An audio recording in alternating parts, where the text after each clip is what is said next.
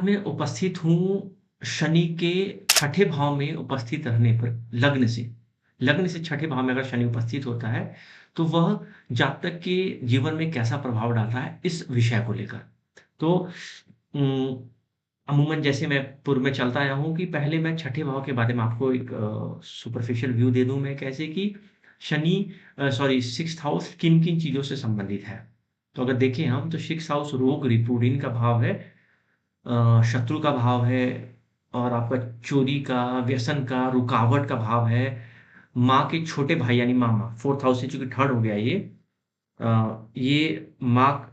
ये आपके माता का स्थान हो गया और माता के स्थान से 3rd हाउस जैसे हमारे लग्न से 3rd हाउस हमारे छोटे भाई-बहन होंगे, वैसे माता से 3rd हाउस माता के भाई-बहन यानी हमारे मामा।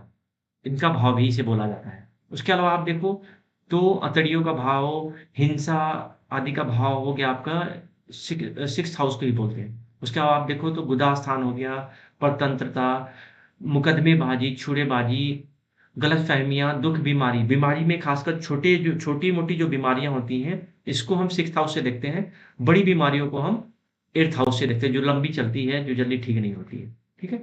तो अनुचित कार्य आदि का भी अध्ययन हम छठे भाव से ही करते हैं। तो ये सब कुछ कारकत्व थे छठे भाव के।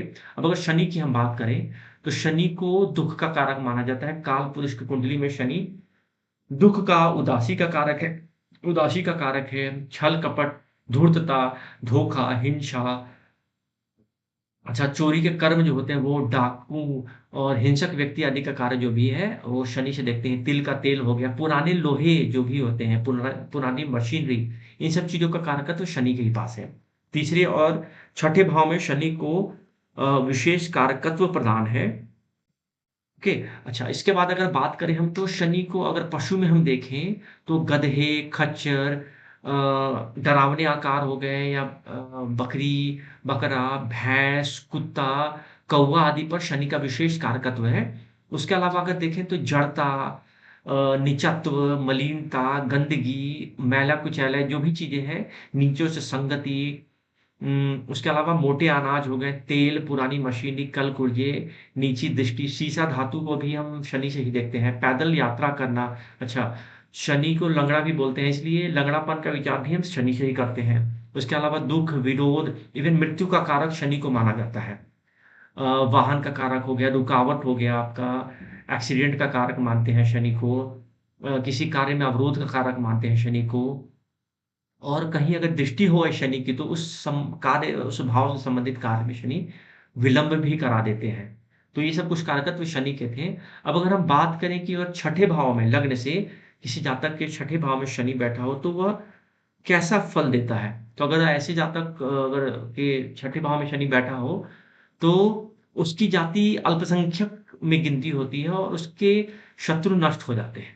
धन-धान्य से ऐसा जातक समृद्ध होता है क्योंकि छठे भाव में ऐसे भी अशुभ जो ग्रह होते हैं उनको अच्छा माना जाता है। तो शनि यहाँ पर विशेष कारकत्व लिए होता है, तो धन-धान्य से ऐसा जातक प्रभुत्व होगा। छोटा-सा राजयोग भी होता है और कभी-कभी राजयोग भंग भी होता है।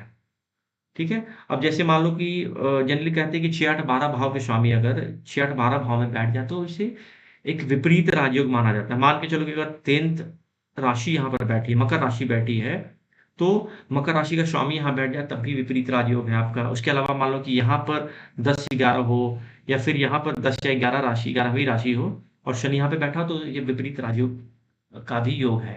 उसके अलावा आप देखोगे कि शनि अगर अष्टमेश हो जाए, तो अष्टमेश कब होगा शनि?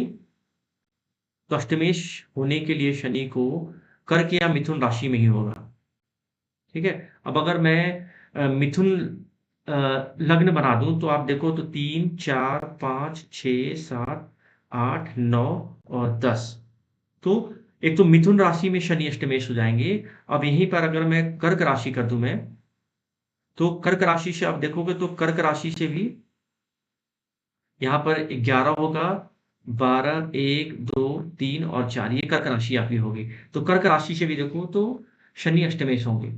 तो अगर ऐसा होता है तो जातक को अनिष्ट होता है और वातशूल रोगी होता है ऐसा जातक और व्रण रोगी भी होता है ऐसा जातक। तो कुल मिलाकर देखा जाए तो बहुत अच्छी स्थिति ऐसी नहीं होती है ऐसे जातक की। तो उम्मीद करता हूँ छठे भाव से संबंधित चीज़ें आपको क्लियर हुई होंगी। अभी तक आपने अगर चैनल को सब्सक्राइब नहीं किया है तो काइंडली चैनल को सब्सक्राइब कर लें, ताकि आपको ज्योतिष से संबंधित जो भी वीडियो मैं डालता हूँ उससे आप अपडेट होते रहेंगे। तो अंत तक मेरे साथ बने रहने के लिए बहुत-बहुत धन्यवाद। नमस्कार।